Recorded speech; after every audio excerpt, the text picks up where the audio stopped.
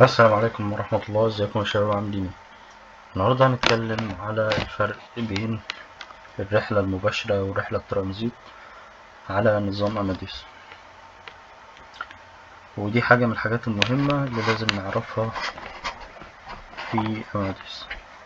أول حاجة معانا الرحلة المباشرة، ودي بتكون عبارة عن الرحلة اللي بتاخدها الطيارة من مطار الإقلاع إلى مطار الوصول بدون تغيير أي طيارة.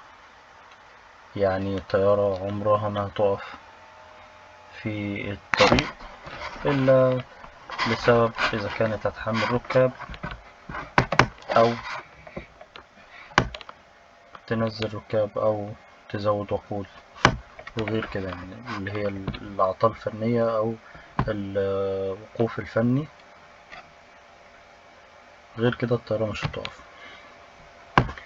وده مثال معانا رحلة من القاهرة لنيويورك يوم 15 سبتمبر على مصر للطيران 985،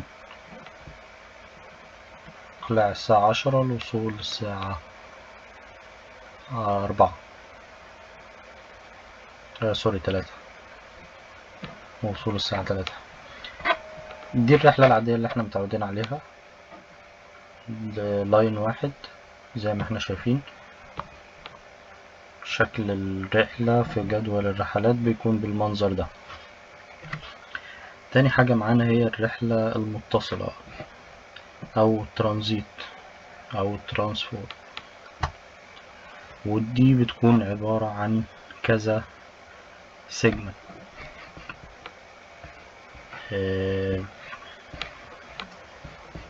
يعني الطيارة مش أو الراكب سوري مش هيطلع من طيار الإقلاع لطيار الوصول للبلد اللي هو رايحها مباشرة. وطبعا دي بتكون أرخص في السعر شوية، لكن أرخص وقدام كده الوقت هيتأخر، وهينزل من طيارة ويركب طيارة وهيستنى في المطار. ممكن يستنى بالست 7 8 ساعات، ممكن يستنى يوم كامل 24 ساعة في المطار، بس عشان ياخد عشان بس هو حاجز رحلة ترانزيت، يوفر بس كام دولار. معانا مثال عن الرحلة الترانزيت. دي رحلة في نفس اليوم من القاهرة لنيويورك، بس في فرق بسيط ان الرحلة دي ترانزيت. اولا الرحلة دي على الخطوط تركيا، تطلع من القاهرة لاسطنبول، وتطلع من اسطنبول على نيويورك. لو لاحظتم هنا طيارتين مختلفتين، والتوقيت كمان مختلف،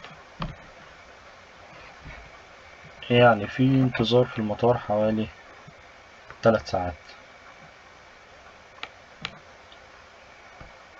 هي دي الرحلة الترانزيت، بيكون شكلها في الجدول كده. الاتنين دول السطرين دول بيكونوا في لاين واحد على تيكت واحد. دول تسعيرة واحدة، مش كل حاجة لوحدها، لأ، دول تسعيرة واحدة الاتنين دول. دي كانت الحلقة بتاعت أو الفيديو بتاع الفرق بين الترانزيت والمباشر. أتمنى تكونوا استفدتوا. ما تنسوش تعملوا لايك وسبسكرايب وتفعلوا الجرس، وشكرا على دعمكم، وبالتوفيق للجميع إن شاء الله.